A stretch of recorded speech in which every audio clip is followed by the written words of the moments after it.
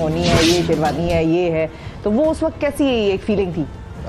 काफ़ी अलग फीलिंग थी क्योंकि मैं जब अनाउंस हुआ तो मैं बाहर था, तो एक्चुअली बड़ी फनी स्टोरी है। जब हमें पता लगा कि ये डिसाइड हुआ है तो इनने एक ईमेल लिखा, अच्छा, अब मेरी अम्मी को, और उसमें तीनों बच्चों को सीसी किया। अच्छा अच्छा। और इस तरह हमें पता लगा कि इन्हें पार्टी ने नॉमिनेट किया, चूज़ किया।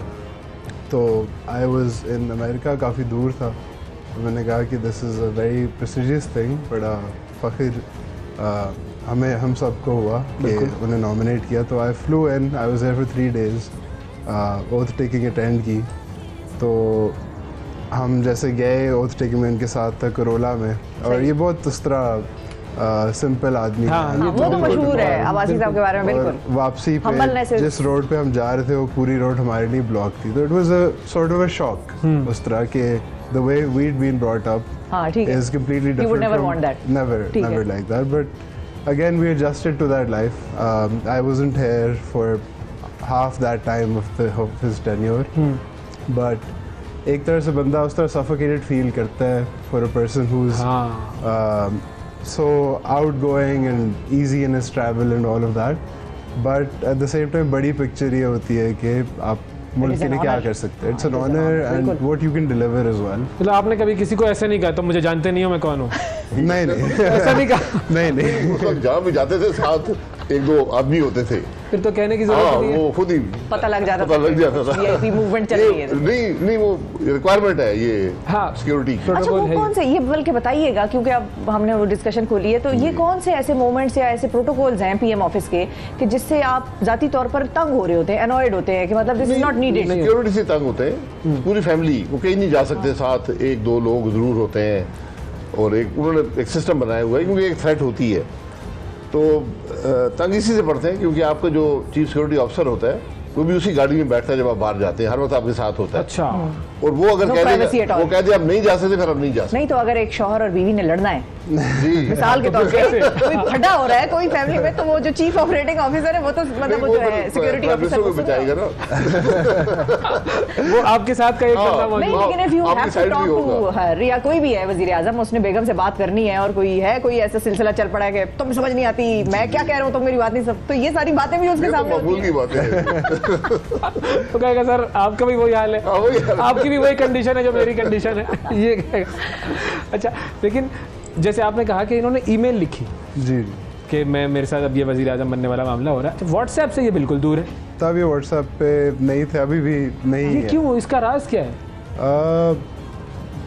मुझे इस बात की भी वैसे आप सुख में होते हो, इतना ही वक्त है ना, अभी आप सारा दिन व्हाट्सएप करते रहे, हाँ। कुछ और काम भी करें। हाँ, सही बात है। अब आप सुबह उठे, मैं व्हाट्सएप पे गया था एक दफा, हाँ। आप यकीन करें कोई 2 घंटे में फोन ओवर ये फिजिकली गर्म हो गया और उसकी बैटरी डिस्चार्ज हो गई और 6000 मैसेजेस आ गए बस। तो फिर तो मेरे 10-11 हज़ार कॉन्टैक्ट हैं, और यहाँ हर आदमी सुबह उठ के पहले ही मैसेज करता है कि हाँ। अस्सलाम वालेकुम, गुड मॉर्निंग, जुम्मा मुबारक, हाँ जुम्मा मुबारक, तो इस किस्म के सारे आपको वो फिर आदमी असल मैसेजेस बीच में गुम जाते हैं, जैसा होता है ये प्रॉब्लम हो जाता है। ये सही स्ट्रेटजी है। फिर जब सुबह उठे 600-800 मैसेज, अब आप कितना टाइम लगा के उनको फिल्टर करेंगे? ऐसा ही है बिल्कुल। और मैंने बहुत लोगों से मुझे पूछा है कि कैसे ही किया जाता है, किसी को भी नहीं पता कि आप कैसे फिल्टर करके सही नंबर। नहीं वो तो है, जो आ गया वो आ गया, आपने देखना ही है वो तो बिल्कुल नहीं। लेकिन वो जो फिर ईमेल ऑफिशियल थी जो आपने की, सीसी इनको रखा सबको, वो ईमेल क्यों की थी? मतलब खुद नहीं बता सकते थे कि भाई वो कनाडा में थी, ये LA में थे, दूसरा बेटा एक और जगह भी खैर में। फिर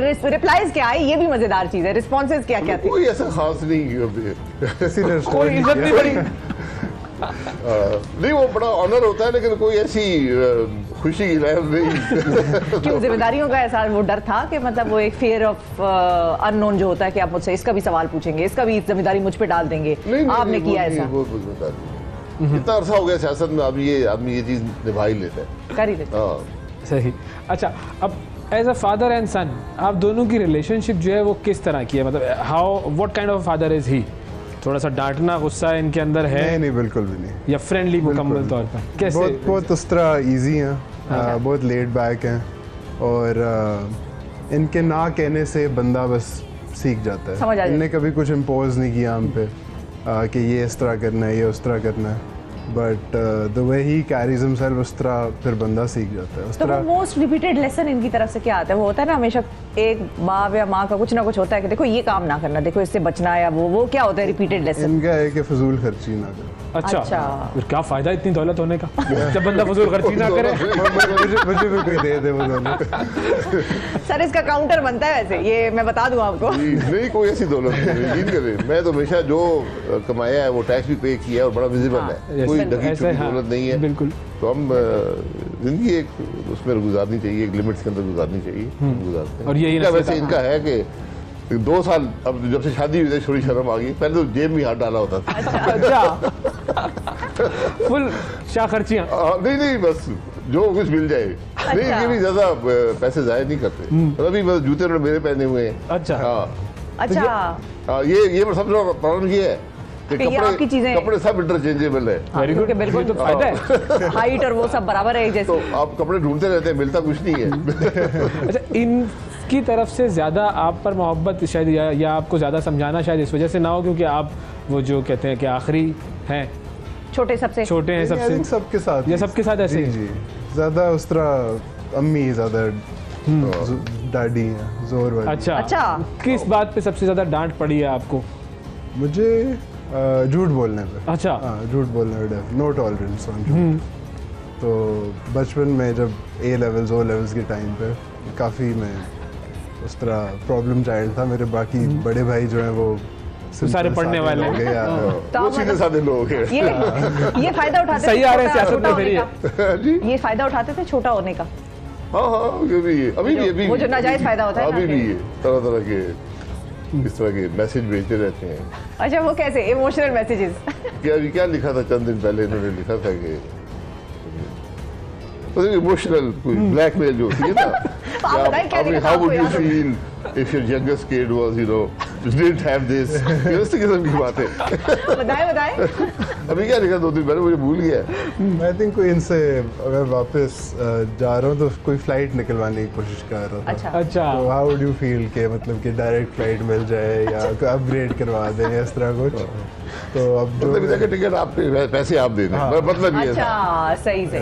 सही। देखिए बाप का तो मकसद ही है कि वो पैसे देता रहे हमेशा। क्या फायदा है ऐसे बाप को अब जो खुद पैसे तो ना दे? बातें अब पूरा करें, बिल्कुल। अपने मसाइल में रहना चाहिए। इनकी सबसे अच्छी पॉजिटिव आदत आपको क्या लगती है और कौन सी ऐसी आदत है जो आपको लगता है कि इस पे थोड़ा सा बेहतरी होनी चाहिए? नहीं दोस्ती यारी बहुत है इनकी। अच्छा। हाँ बहुत Social। कसीरुल अहबाबी है, हाँ। हर जगह दोस्त है, बड़ी बाकी पॉजिटिव बात अच्छी है। आते हैं माशाल्लाह जी, हाँ। गुजारा चल जाता है। और कौन सी ऐसी चीज जो आपको लगे कि इसको थोड़ा सा बेहतर करो? नहीं तो काम करते हैं, काम अपना करते हैं, बड़ी लगन से करते हैं, रिस्पॉन्सिबल है। रिस्पॉन्सिबिलिटी है। हाँ। अच्छा। बाकी हाँ। और अगर आपसे मैं पूछूं कि इनकी कौन सी सबसे अच्छी आदत आपको लगती है कि यस ये आदत कमाल है, और कौन सी ऐसी आदत जो आपका अब्बा थोड़ा सा ख्याल कर लें? आई थिंक सबसे अच्छी आदत ऑब्वियसली इनकी सिंप्लिसिटी, वो आई थिंक एडमिरेबल है मेरे लिए भी। और बाकी आई थिंक ना ही ठीक है। तो बेहतर। लेकिन annoy किस चीज़ मतलब पे? हाँ, What ठीक is है, it? चल जाएंगे। मतलब जो जिस पे अनॉय होते हो और सबको पता हो नहीं, घर में नहीं, कि इस भाई तरह इस कोई चीज पे ना- ये अनॉय होते हैं। नथिंग। अच्छा ये ना होते हैं। हाँ, किस चीज़ पे? नहीं मतलब बहुत घर से ये- बाहर निकले गाड़ी कोई ना हो, हाँ ये बहुत हाँ। बहुत आप रमज़ान साहब की मीटिंग है Yeah. तो आप गाड़ी को पता जी नाडर साहब गाड़ी लेके चले गए। तो I think I have never heard him talk in a loud tone, मतलब कभी ऊंची आवाज में बात वैसे करते किसी हुए। टॉक शोज वगैरह में कभी हुई है ऐसी हीटेड मोमेंट के भाई आप जज्बाती नहीं, हो के नहीं, कोई नहीं, गुस्सा नहीं। कभी? क्योंकि हमने तो नहीं देखा। नहीं टॉक शो मोमेंट में सबसे मुझे ज़्यादा याद है वो प्रेसिडेंट अलवी साहब के साथ नदीम हुसैन साहब का प्रोग्राम था। अच्छा। तो अलवी साहब वो हम उस वक्त गवर्नमेंट में थे, वो अपोजिशन में थे, ये 2013 की बात है, 2015-16। तो वो काफ़ी मुझे एग्रेसिवली वो बात कर रहे थे। हाँ। मैं नदीम से साहब से कहा कि ये अलवी साहब मेरे डेंटिस्ट होते थे, अच्छा। आज मेरी दांत निकाल रहे हैं। तो हम सब और इतना हंस सिखाया। पड़े कि प्रोग्राम बंद करना पड़ा। अच्छा। लाइव था तो नदीम हुसैन साहब, तो मैं और वाकई मैं पीआई में था, तो वो पीआई के डेंटिस्ट थे और बहुत अच्छे डेंटिस्ट थे और बहुत अच्छे मशवरे देते थे। तो मेरी उस वक्त उनसे मुलाकात है, मैंने कहा अब देखे मुझे दांत अब निकाल। दांत दिखा रहे हैं। तो आप कभी इनको पॉलिटिकल कोई मशवरे देते हैं? अब कोशिश करता हूँ, लेकिन आई थिंक वो बस तो कहते हैं पढ़ के मानूंगा या नहीं। सुन के बस अपने पास ही रखते हैं। अच्छा, लेकिन वैसे किस तरह के मशवरे, क्या चीज़ ऐसी होती है जो आप कहते हैं कि पॉलिटिक्स में ये होना चाहिए? बिकॉज ऑब्वियसली जनरेशन्स का फ़र्क तो होता है, पॉलिटिकल जो आपके एम्बिशंस हों या आपकी आइडियोलॉजीज हों या आपके व्यू पॉइंट्स हों, उनमें फ़र्क होता है। आई थिंक ये ट्राई करते हैं कि ये adapts to the time and situation जो कि वो कर जाते हैं। बाकी आई थिंक हमारी एडवाइस से बेहतर ये खुद समझते हैं हर सिचुएशन को, तो हम उस तरह we refrain from telling him और तो घर में कभी पॉलिटिकल डिबेट नहीं होती? नहीं, घर पे पॉलिटिक्स की बात ही नहीं होती, क्योंकि घर एक sort of sanctuary safe space होता है कि पूरे दिन पॉलिटिक्स की बात कर करके घर आओ तो ना करो। हाँ, और इनके नाना DGI थे, उसका थोड़ा असर अभी तक जरूरी है। खामोशी, सीक्रेसी। फिर तो सर झुकाकर मान लेना चाहिए जो इसे मैं ज्यादा बहस करता ही नहीं। बिल्कुल सही है। सही। तो आपकी मोटिवेशन वैसे है क्या पॉलिटिक्स में आने की? मतलब what is driving you? I still think कि सबसे बड़ा प्लेटफॉर्म है विद इन दिस कंट्री और any country to make a significant change. और पढ़े लिखे लोगों की तो वैसे ज़रूरत भी बहुत है। बिल्कुल ज़रूरत है, और आई स्टिल थिंक ये सबसे बड़ा आपको एक प्लेटफॉर्म देता है जिससे आप किसी भी अपने एरिया में, एक डिस्ट्रिक्ट में या पूरे मुल्क पे एक इम्पैक्ट डाल सको। तो आपकी वो वाली फील्ड्स कौन सी हैं जो आपको इंस्पायर करती हैं कि अगर मैं कुछ बना कभी तो मैं इस तरफ काम करने का सोचूंगा या प्लान करूंगा कि ये this is the key area? Education, definitely, especially providing education to underprivileged areas. तो वो उस पर मैं डेफिनेटली काम करना चाहूँगा, बहुत अगर सियासत में आऊँ या ना आऊँ डाउन द लाइन। बिल्कुल ओके, सही। सही।